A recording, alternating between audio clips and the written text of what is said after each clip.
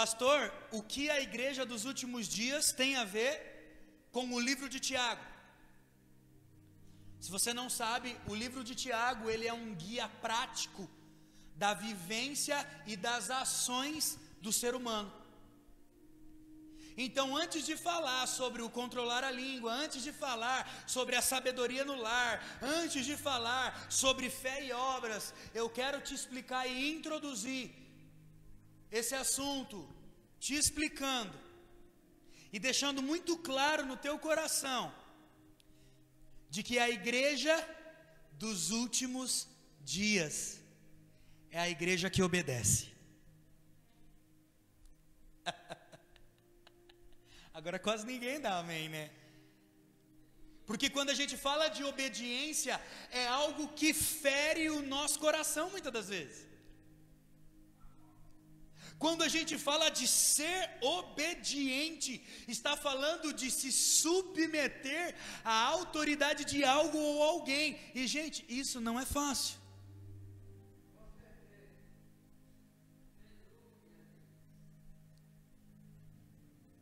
Mas eu quero tratar e passear com você nas escrituras. Eu não vou citar muitos exemplos, eu vou citar acho que só uns 4, 5. Porque se discorre na Bíblia. Se você vê, gente, obediência é a chave. Você sabia? Não é unção que é a chave. Não é intimidade que é a chave, é obediência. O que vai determinar se aquela pessoa de fato ouve a Deus e serve a Deus e é discípulo de Cristo, não é o quanto ela ora, não é o quanto ela jejua, não é o quanto ela grita e ela fala chu, é o quanto ela obedece. Vocês estão aqui comigo? Aleluia. E pastor, por que você está falando isso?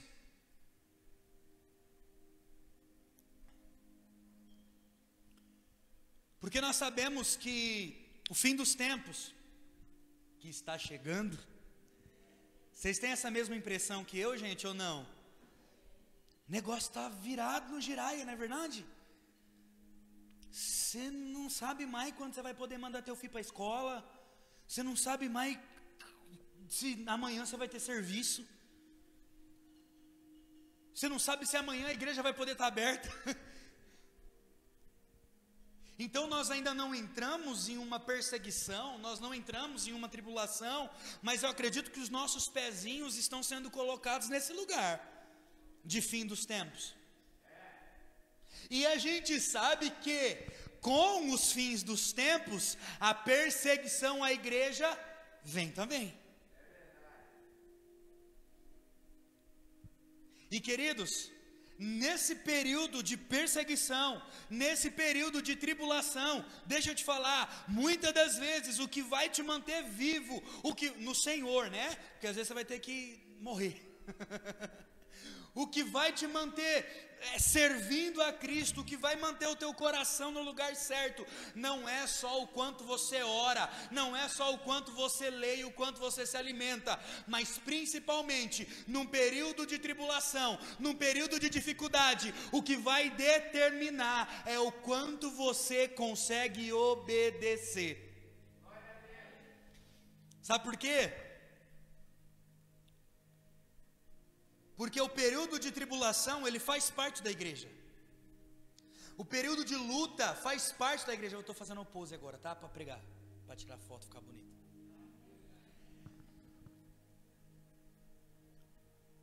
O período de perseguição, o período de luta, ele faz parte da igreja.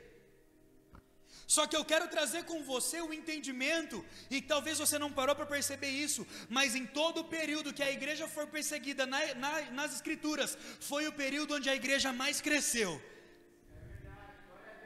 Em todo o período de perseguição aos cristãos, foi o período onde a igreja mais cresceu. E por quê? Porque eles se tornaram um povo temeroso a Deus. Eles temiam a Deus e tinham medo de perder ou de serem roubados daquilo que eles tinham vivido no Senhor, ou daquilo que eles viveriam. Então era um povo que respeitava e obedecia à presença, aos mandamentos, à lei, ao destino. Eles obedeciam severamente aquilo que tinha sido deixado como herança para eles. Então não adianta nós entendermos de Tiago e eu explicar para você os conceitos de vida cotidiana, se nós não entendermos o período que nós estamos entrando. Vocês lembram de uma das últimas mensagens minhas que eu falei sobre os 7.000? Eu falei sobre os 7.000 que não se dobrariam nesses últimos dias, nesses últimos tempos. A Bíblia fala em Romanos que nos últimos tempos Deus levantaria os remanescentes. No meio da igreja Deus tiraria um povo, que seriam os remanescentes. E que povo é esse? Aqueles que obedecem a qualquer custo. Então nós estamos entrando nesse tempo, nós estamos permeando por tempos escuros, por tempos sombrios, se é que nós já não estamos.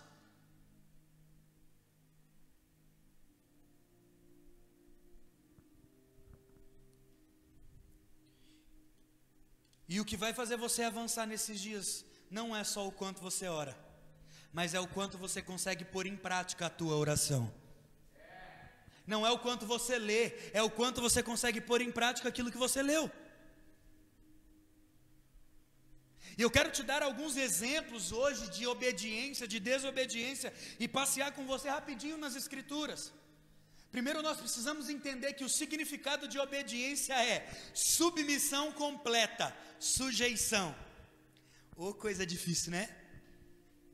Se sujeitar a alguém, se sujeitar a algo, e tem algo ali, ó, fala, não é só submissão, é submissão completa. Eu quero começar te indagando e falando hoje, qual é o seu nível de obediência àquilo que o Senhor Deus entregou nas tuas mãos?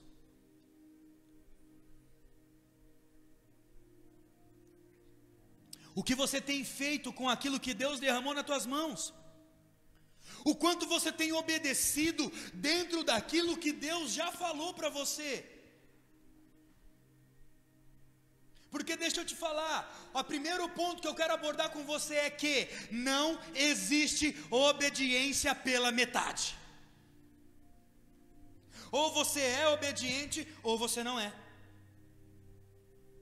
Não existe, diga comigo, não existe obediência pela metade. Não existe. Já viu a mãe que pede para o filho lavar a louça? Aí o filho vai, lava os pratos, mas não lava as panelas. Vocês já passaram por isso aí, gente? Eu já. Acontece em casa. A mãe pede para o filho lavar a louça. O camarada vai lá, lava os pratos, os copos, mas não lava as panelas. Gente, ele lavou a louça por completo? Eu estou citando um exemplo bobo para você entender que também não adianta falar, não, mas eu obedeci 50%. Não obedeceu. Não, mas olha, mas eu fiz isso aqui, já está ótimo. Para mim que não fazia nada, querido, ou existe obediência ou não existe. Ponto.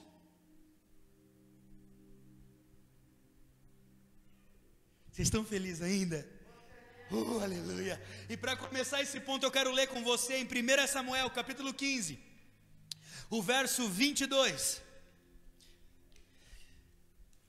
Queridos, essa palavra, ela é uma palavra, as 3 últimas mensagens que eu preguei, se você observar ela, você vai viver muito bem nesses tempos de escuridão. 1 Samuel capítulo 15, verso 22. A palavra diz assim, vamos lá.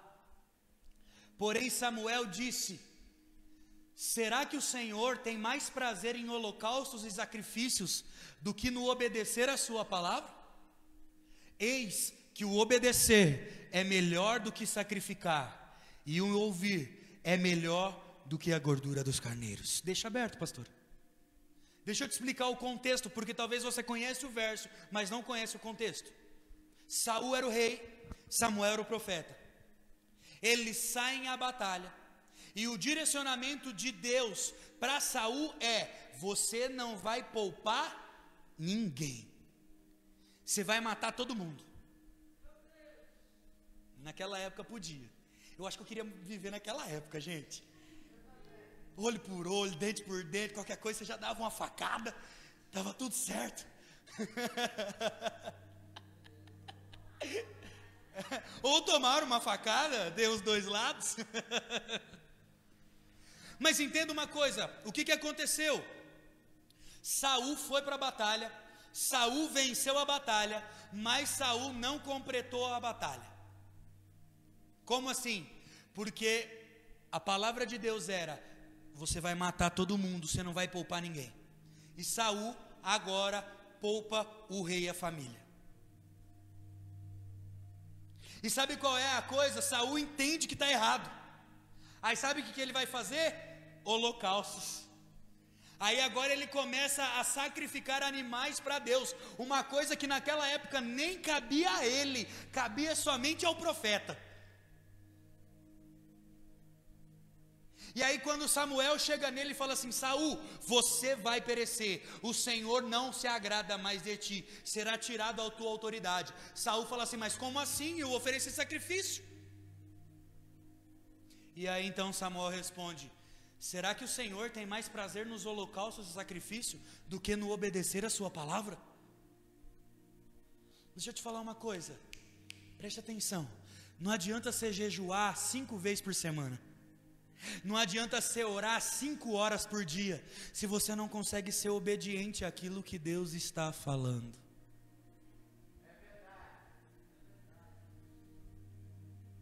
Você vai ficar lá no teu quarto 5 horas, cortando os pulsos, igual a Monique, né? Corta os pulsos, faz um holocausto, né? Joga sangue em volta, para que a presença venha.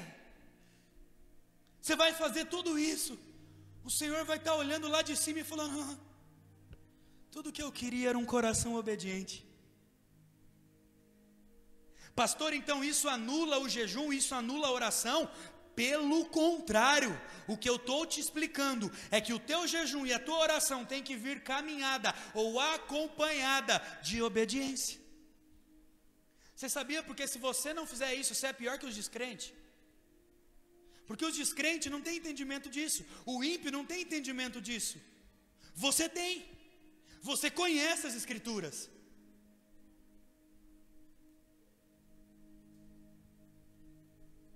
Então a primeira coisa que eu quero que você entenda: não adianta obedecer pela metade. Ou você obedece por completo, ou você não obedece. Ou você é obediente, ou você é desobediente. Aleluia, gente. Como diz o Rubem, vira para a pessoa que está do seu lado e fala para ela assim: tá gostosinho a mensagem.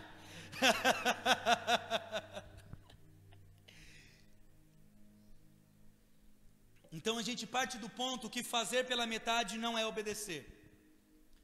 Citei um exemplo do Velho Testamento e eu quero citar mais um, só para a gente ir para o próximo. Vocês lembram dos israelitas no deserto?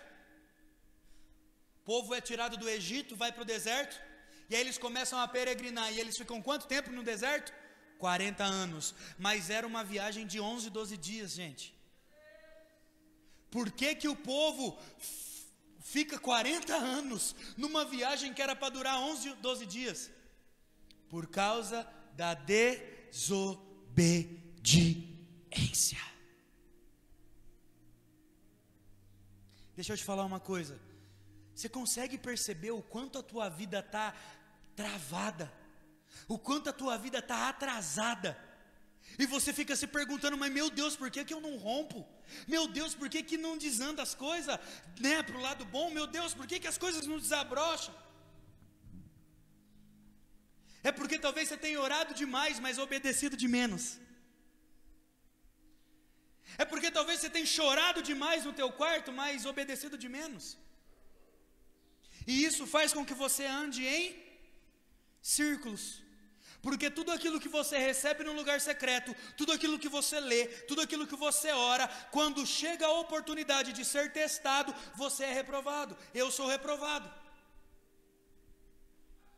E a igreja dos últimos dias é aquela, e você vai entender no final, gente. Essa é uma mensagem de ensino.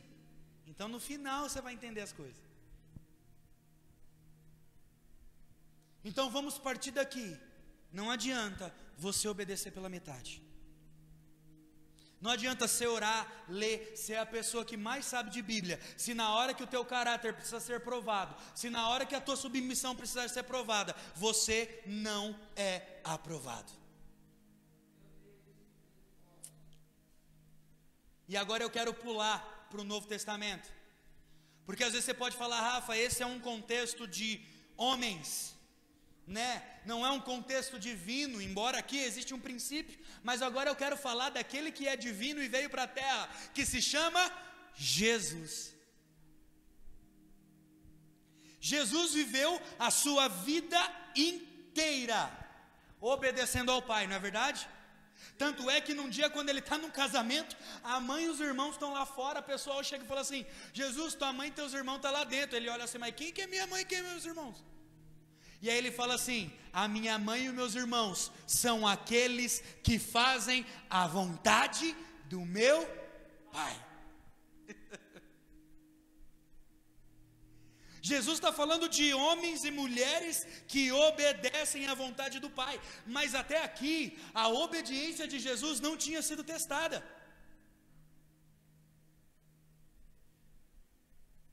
Por quê? Porque você pode olhar e falar, Rafael, mas Jesus foi para o deserto, e no deserto ele foi tentado no corpo, na alma e no espírito, realmente, só que ele era responsável e conhecedor da palavra, então a toda a indagação do inimigo, ele tentava o quê?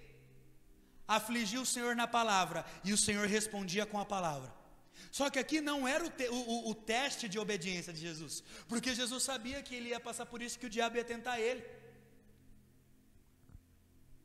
O teste de Jesus foi dias antes da sua morte, quando ele vai para o Getsêmani.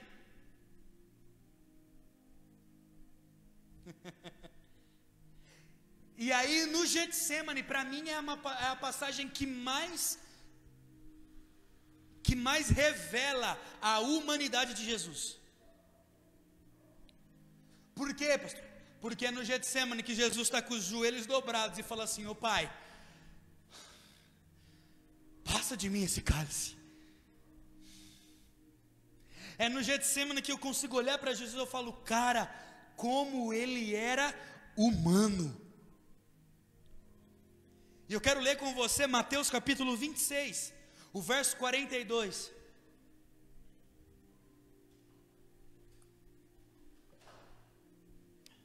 E diz assim, e retirando pela segunda vez, orou de novo, meu Pai, se não é possível que este cálice passe de mim, sem que eu o beba, faça-se a tua vontade.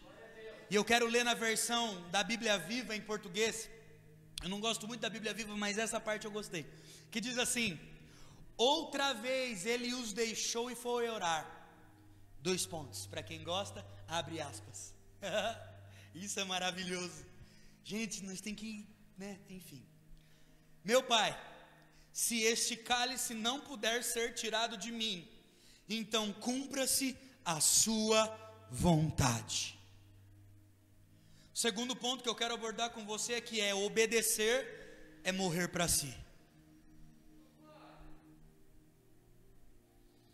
Só que não é fácil. E muito menos gostoso.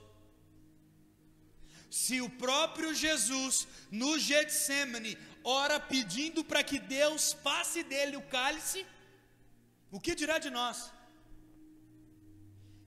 Você pode pegar esse versículo e falar, então pastor, isso mostra a humanidade de Jesus, de fato mostra, só que eu quero observar com você pós-vírgula, depois da vírgula, onde Jesus fala assim, todavia, se eu tiver que beber, seja feita a tua vontade. A questão não é a minha e a sua humanidade em ter dificuldade em obedecer a Bíblia. A questão não é o meu problema e o seu problema em ser submisso às Escrituras. O porém é nós não nos submetermos, mesmo não gostando. O problema é a gente ficar brigando com as Escrituras. Por quê? Porque nós não queremos morrer para nós.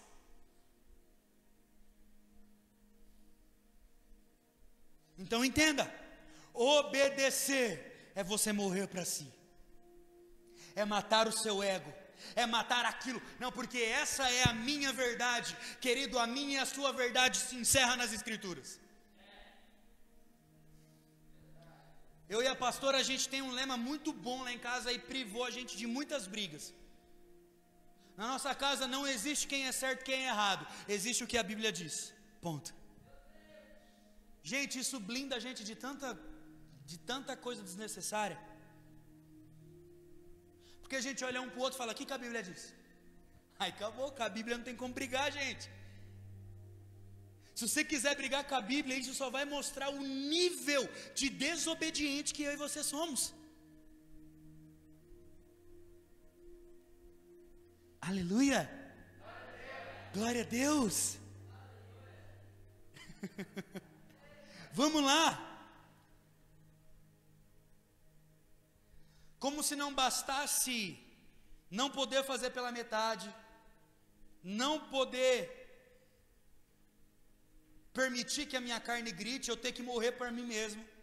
Agora eu também preciso entender que obedecer é estar atento ao tempo e às estações. Esses dias eu fiz uma pergunta lá no meu Instagram e eu amei, porque tive um monte de resposta. Eu fiz uma pergunta assim: fazer o certo no tempo errado é certo, sim ou não? Gente, muita gente respondeu. E é tão legal porque existe fatos relevantes dos dois lados. Tanto quanto fazer o certo no tempo errado, quanto fazer o certo no tempo certo. Só que vamos olhar para as Escrituras. Tem um versículo muito conhecido. Em Eclesiastes capítulo... Olha aí como que vocês já sabem. Nossa, gente, vocês estão muito bom. Que orgulho de vocês. Então Eclesiastes 3 fala que existe o quê? Existe tempo para todas as coisas.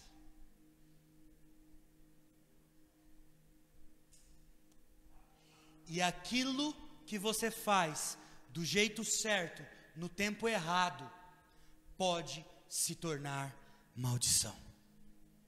Eu não disse que vai, eu disse que pode. Vocês estão entendendo?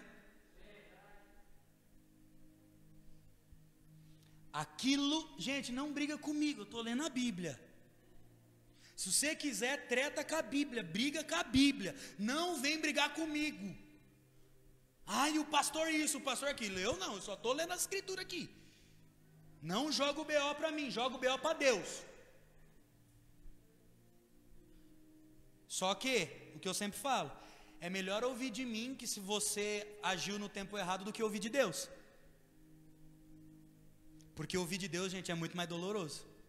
Alguém já teve a oportunidade de ouvir de Deus que fez algo errado? Alguém aí junto comigo? Não era melhor ter ouvido do pai, da mãe, do amigo, da amiga do que de Deus? Porque quando você ouve de Deus, você tem a plena certeza de que você chateou o Pai Eterno. Você tem a plena convicção de que você chateou Deus, cara. Então, entenda isso. Obedecer é estar atento ao tempo. Pastor, mas eu fiz o certo no tempo errado. Deus conhece teu coração. Só que não significa que talvez você acelerou coisas que não era para ter acelerado. Não significa que talvez você vai ter que colher coisas antes do tempo. Linda. Mas eu quero ler um versículo com você, porque às vezes você pode falar, pastor, mas isso tem a ver só com as minhas escolhas. Não, eu quero ler Atos capítulo 8 com você, o verso 5. Eu meditei isso no discipulado, acho que foi essa semana. Olha o que diz Atos 8, 5.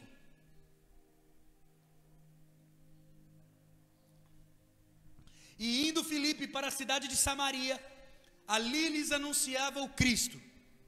E quando a multidão, unânimes, davam atenção às coisas que Filipe dizia, ouvindo-as e vindo os sinais que ele fazia. Pois os espíritos imundos, gritando em alta voz, saíam de muitos que estavam possuídos por eles, e muitos paralíticos e coxos foram curados. E houve grande alegria naquela cidade. Para aqui, eu li direto daqui, porque não dá para ler o capítulo 8 inteiro, mas se você ler o capítulo 8 inteiro, um pouco antes, do 1 ao 4, e você ler o 7, o final do 7, você vai perceber uma coisa: a palavra de Atos 1:8 agora estava se cumprindo. Lembra quando Jesus fala assim: vai derramar poder, e vocês serão minhas testemunhas em Jerusalém, Judeia, Samaria e confins da terra? Aqui estava se acontecendo. Por quê? Porque agora a igreja estava começando a ser perseguida. No capítulo 7, finalzinho e 8, se levanta, né? E você discorrendo o 8, você vai ver que depois do 5, se levanta um homem chamado Saulo. E esse Saulo, o que ele fazia? Ele perseguia os cristãos. Então a Bíblia fala que agora as multidões estavam sendo dispersas, ou seja, a igreja começou a ser perseguida. E os únicos homens que estavam e continuaram em Jerusalém eram os apóstolos. Por quê? Porque os fariseus, aqueles que perseguiam, tinham medo de matar os apóstolos e ter uma rebeldia, uma rebelião pelo povo. Então os apóstolos conseguiam ficar em Jerusalém, mas o povo, eles foram dispersos. E Filipe é um desses. E agora que começa a ficar interessante. Por quê? Porque Filipe chega numa cidade chamada Samaria. E Samaria é uma palavra hebraica que significa proteção. Então, Filipe sai de um lugar de paz que é Jerusalém e agora vem para uma cidade que significa proteção. E nessa proteção, nessa zona de conforto, nesse lugar onde ele se pode talvez até se sentir seguro, por intermédio do Espírito Santo, ele realiza curas, milagres, prodígios e grande alegria acontece naquela cidade. Ou seja, Filipe era o Benihim de Samaria.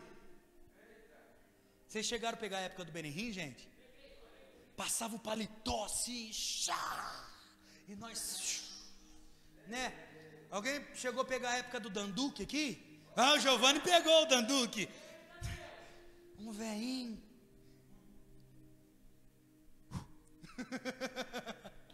E aquilo explodia assim dentro de você, e você fala: meu Deus!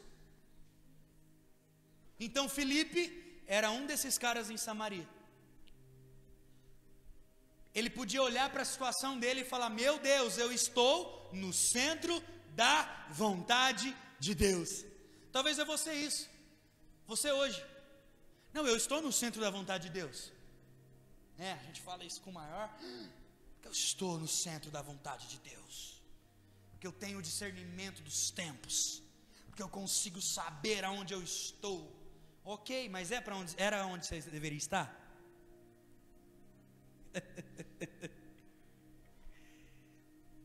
Então Filipe se pega nessa situação, e a parte que eu mais gosto é no verso 26, 8:26. Que diz assim: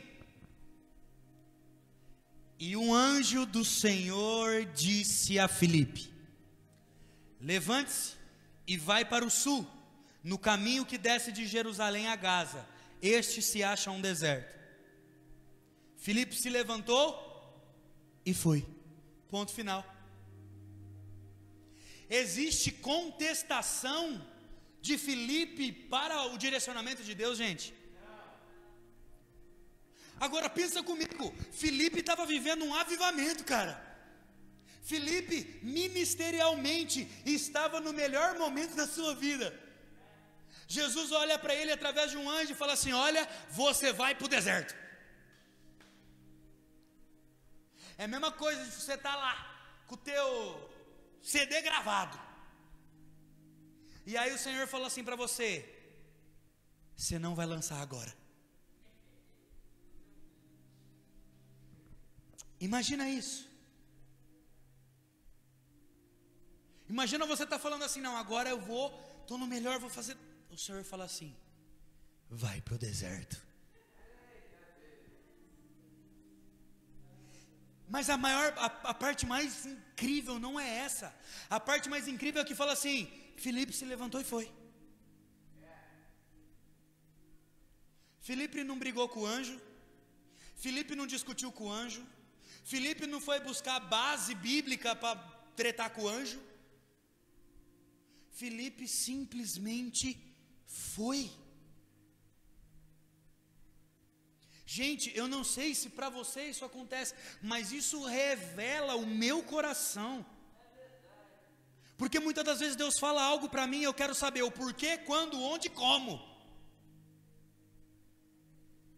Sendo que muitas das vezes eu só preciso ser obediente. Segura na mão de Deus, segura na mão de Deus.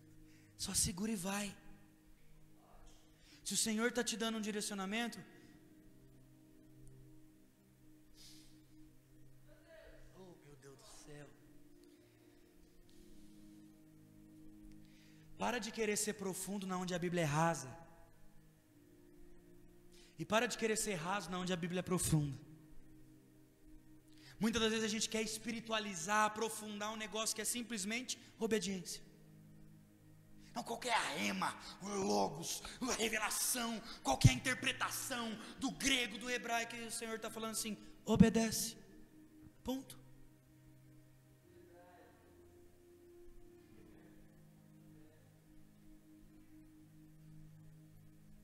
A gente fica querendo saber o porquê, do que, da onde, quando, não sei o quê, e o Senhor está falando, obedece. E sabe qual é? Sabe, olha o desenrolar. E havia ali um etíope, eunuco, alto oficial de Cândace, rainha dos etíopes, ao qual era superintendente de todo o seu tesouro, e ele tinha vindo adorar a Jesus em Jerusalém. E estava regressando ao seu país e, assentado na sua carruagem, via lendo o profeta Isaías. Então, o Espírito disse a Felipe, aproximem-se dessa carruagem. Ah, meu Deus do céu. Correndo para lá. Felipe ouviu que o homem estava lendo o profeta Isaías. E então perguntou, o Senhor entende o que está lendo? E ele respondeu, como poderei entender se ninguém me explicar? E convidou Felipe a subir e sentar-se ao seu lado. Ora, a passagem da escritura que ele estava lendo era esta: e foi levado como ovelha ao matadouro, e como um cordeiro mudo diante do seu tosqueador, e ele não abriu a boca. Na sua humilhação lhe negaram justiça. Quem poderá falar da sua descendência? Porque a vida dele é tirada da terra? Então o eunuco disse a Filipe, peço que você me explique a quem se refere o profeta. Fala de si mesmo ou de outra pessoa? Então Filipe explicou, e começando com esta passagem da escritura, anunciou-lhe a mensagem de Jesus. E olha a coisa que lindo, e seguindo pelo caminho, chegaram a certo lugar onde havia água. Então o eunuco disse, eis aqui água, o que impede de eu ser batizado? E Filipe respondeu, é lícito, se você crê de todo o coração. Então ele disse, eu creio que Jesus Cristo é o Filho de Deus. Olha a recompensa da obediência. Olha a recompensa de simplesmente obedecer, sem questionar, sem falar porquê, quando, onde, como. Eu expliquei isso na terça-feira para os meninos, eu quero te falar, talvez você não saiba, mas estipula-se, é um dado histórico agora, que através desse eunuco etíope, toda a Etiópia, mais de 1 milhão de pessoas nas redondezas, conheceram a Jesus Cristo. Talvez ele estava no avivamento e falando: Senhor, mas eu vou para o deserto, eu estou vivendo a melhor fase da minha vida, por que eu estou indo para o deserto? Mas é no deserto que o propósito se cumpre, é no deserto que o milagre acontece. Talvez, se Filipe estivesse em Samaria, ele nunca teria acontecido e alcançado tantas pessoas como se ele alcançou no deserto. Porque você pode olhar no deserto e falar: mas ele alcançou uma. Não, ele não alcançou uma, ele alcançou uma nação inteira. Existe poder na tua obediência. Você pode olhar e falar: uau, mas isso aqui, e aí do nada, puf, deserto. Meu Deus, mas o que acontece? Eu estou no deserto. Seja obediente. Existe um propósito nessa estação. Só que deixa eu te falar uma coisa. Aqui não foi Deus que levou Filipe para o deserto. Ele se levantou e foi através da obediência.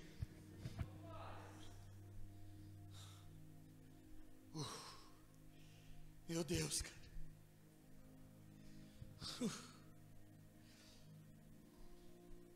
O verso 37, pode continuar. O próximo, por favor. Então, mandou parar a carruagem. Ambos desceram a água. Filipe batizou o eunuco.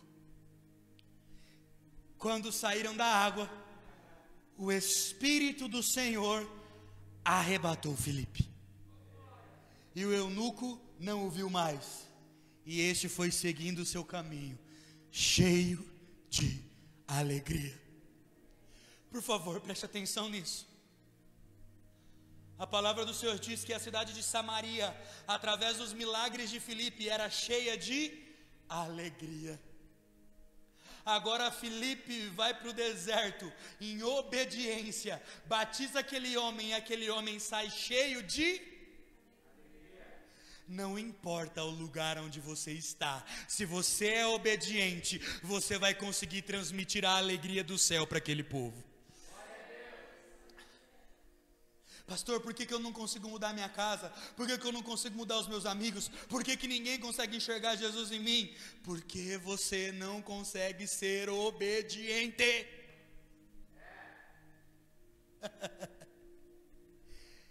Ah, meu Deus. Filipe é arrebatado. Eu estou indo para o final. Percebe que ser arrebatado é algo sobrenatural, correto? Gente, ninguém olha um arrebatamento e fala: isso é natural. É ilógico. Só que você percebe que o sobrenatural só veio depois da obediência. Muitas das vezes você está vivendo e achando que aquilo que se manifesta é sobrenatural. Não é não, é só manifestação. O sobrenatural só vem a partir de homens e mulheres obedientes.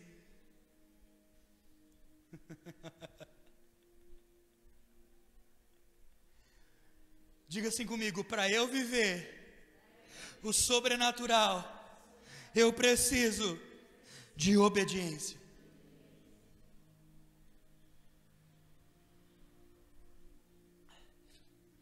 Você quer viver o sobrenatural de Deus para a sua vida, sim ou não? Obedeça.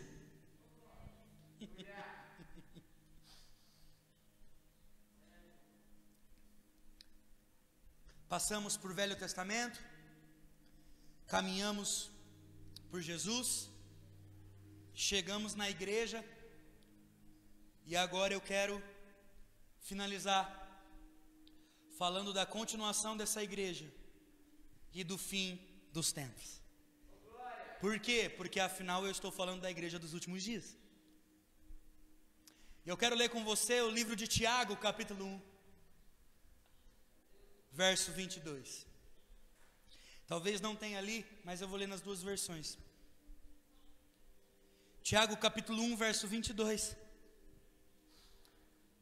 E diz assim: sejam praticantes da palavra e não somente ouvintes, enganando a vocês mesmos. Olha isso. Vamos parar aqui antes de continuar.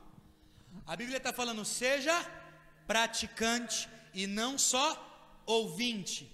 E olha que interessante, enganando a vocês mesmos. Todas as vezes que você lê a palavra, que você conhece a palavra, mas não pratica ela, você está enganando a você mesmo. Se você sabe que você tem que ser obediente, se você sabe que você tem que se batizar, se você sabe que você tem que isso, se você sabe que você tem que aquilo, se você sabe que você tem que ter comunhão com não adianta você saber. Você precisa praticar. Porque se você souber e não praticar, você engana a si mesmo. Olha isso, ó a NVT, que incrível. Não se limitem, porém, a ouvir a palavra, ponham-na em prática, do contrário, só enganarão a si mesmo. E olha como continua, vamos lá. Pois, se ouvirem a palavra e não a praticarem, serão como alguém que olha no espelho.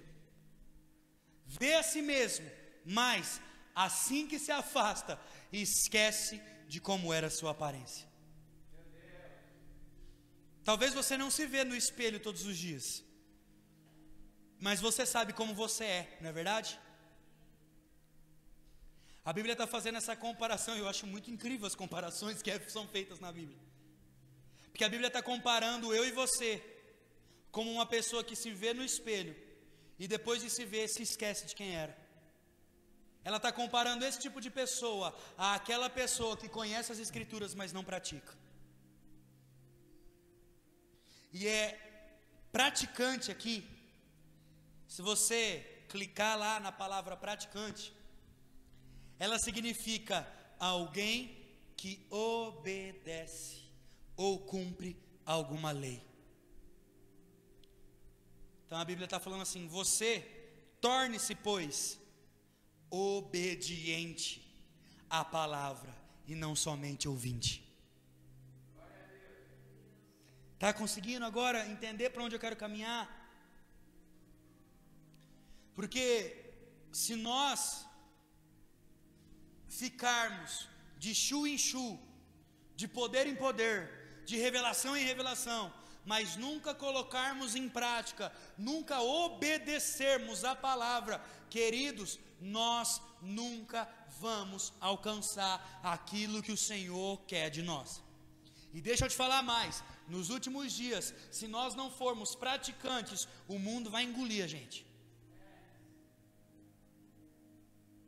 Porque eu não sei se você sabe, mas o último burburinho dos tempos é agora querendo abolir a Bíblia no Brasil.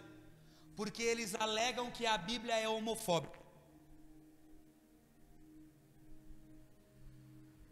Está entendendo? E se um dia não tiver mais Bíblia? Como em vários países já é.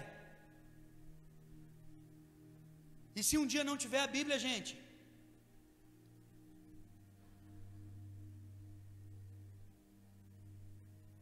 Nós vai virar traficante de Bíblia. Só que, por favor, seja traficante de dentro para fora e não apenas de um livro.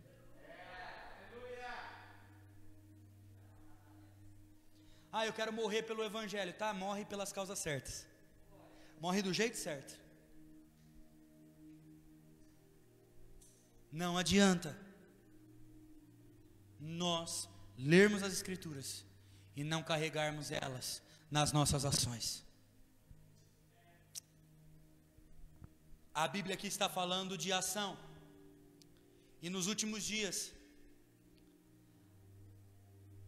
João relata acerca da noiva de Cristo, e sabemos que somos eu e você. E ele fala sobre algo incrível e muito bem pontuado sobre a igreja de Cristo. Eu quero ler com você Apocalipse capítulo 19.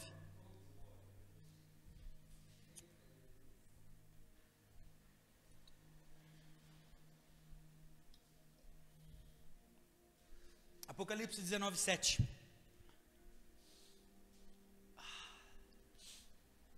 Agora, para você que estuda o Apocalipse ou conhece um pouquinho, sabe que agora nós estamos quase, nesse período de Apocalipse 19, nós estamos quase chegando na fala da Nova Jerusalém.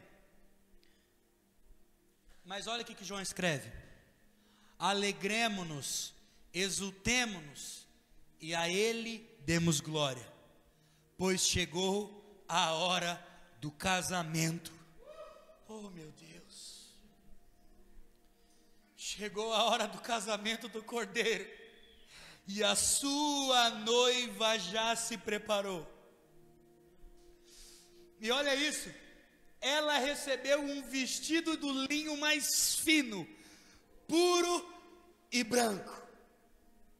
Só que a revelação não está aí, a revelação está na continuação. E olha isso, porque o linho fino representa os atos, representa as ações do povo santo. A Bíblia está falando do casamento, onde eu e você vamos participar, amém? É o casamento do Cordeiro, e aqui a noiva já vai estar preparada. E nós podemos olhar e falar: uau, nós vamos estar preparados. Mas que preparação é essa? Qual é a roupa da noiva de Cristo? Meu Deus, gente. Atos de justiça. A roupa da igreja nos últimos dias não é o quanto ela sabe de Bíblia, não é o quanto bom teólogo ela é, não é o quanto ela fez há 20 anos atrás, é o quanto ela consegue fazer agora. É os atos de justiça agora, é a obediência. Olha o que significa atos de justiça: significa o que foi estabelecido e ordenado pela lei, uma ordenança. A roupa da igreja, preste atenção, a roupa da igreja é a ação, é a obediência segundo a lei e os mandamentos que nos foram deixados. Ah, meu Deus, gente, agora era para você dar um bicudo nessa cadeira. Por favor, amadureçamos. Ai, porque eu fui usado por Deus. Beleza, você foi, está sendo usado agora.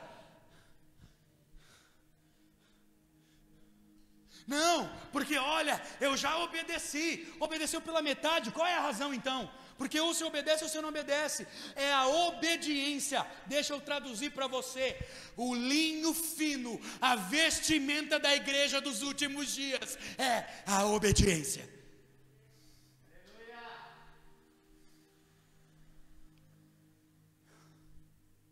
Não adianta a gente orar, a gente ler, a gente charamanaia, culto profético, se a gente não consegue obedecer àquilo que o Senhor nos diz. Se a gente não consegue, querido, sabe, de verdade eu quero trazer para você esse entendimento. E eu queria que a gente de verdade se arrependesse hoje. Porque nós somos muito bons de palavras, mas nós somos fracos de arrependimento. Nós somos muito bons nos termos, nós somos muito bons nas liturgias, nós somos muito bons, mas nós somos fracos de obediência e de arrependimento. O Senhor quer nos trazer de volta hoje. Ei, por favor, venha. Por favor, gente. Eu não quero chegar no fim da jornada e o Senhor olhar para nós e tratar a gente como a igreja de Éfeso, onde o Senhor vai olhar e vai falar assim: nossa, vocês têm uma baita estrutura, olha que telão, olha que luz, olha que isso, olha que aquilo, mas eu tenho contra uma coisa: vocês perderam o primeiro amor. Eu prefiro ser a igreja de bairro que não perde o amor, do que a igreja gigantesca que perdeu o temor. Pastor, você tem algo contra a igreja grande? Pelo contrário, eu adoro, eu amo, conheço os pastores da igreja grande, tudo Rio Preto aqui. Almoço com eles, janto com eles. O problema não é a igreja, gente, ser grande ou pequena. O problema é o povo. O problema somos eu e você, que vai para a igreja buscar um alívio. E amém, você quer um alívio? Toma, Jesus tem para você. mas agora precisa ser caminhado e regado de obediência. Faz quanto tempo que você não obedece integralmente à palavra do Senhor? Porque nós estamos nos preparando para as bodas do Cordeiro, meu amigo. Nós estamos nos preparando para a volta do amado. E essa volta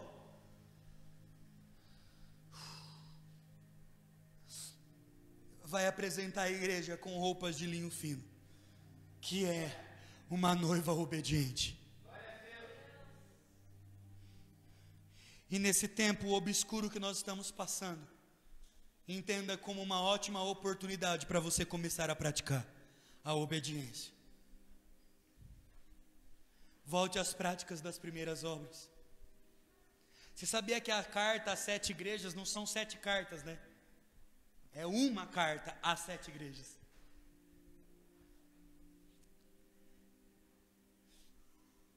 Porque ela se encaixa em todo o nosso contexto hoje.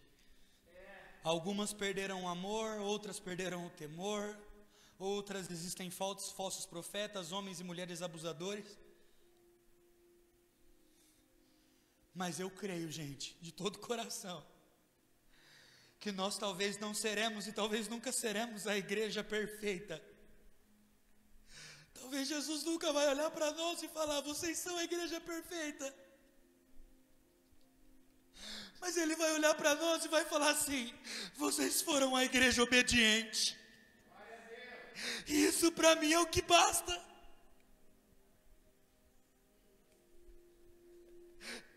O Senhor olhar para nós e falar assim: servo bom e fiel,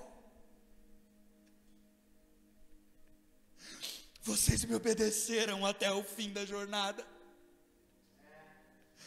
Vocês se mantiveram firmes, sem negociar os princípios das Escrituras, até o fim da jornada. Eu queria que você ficasse de pé comigo e eu vou terminar.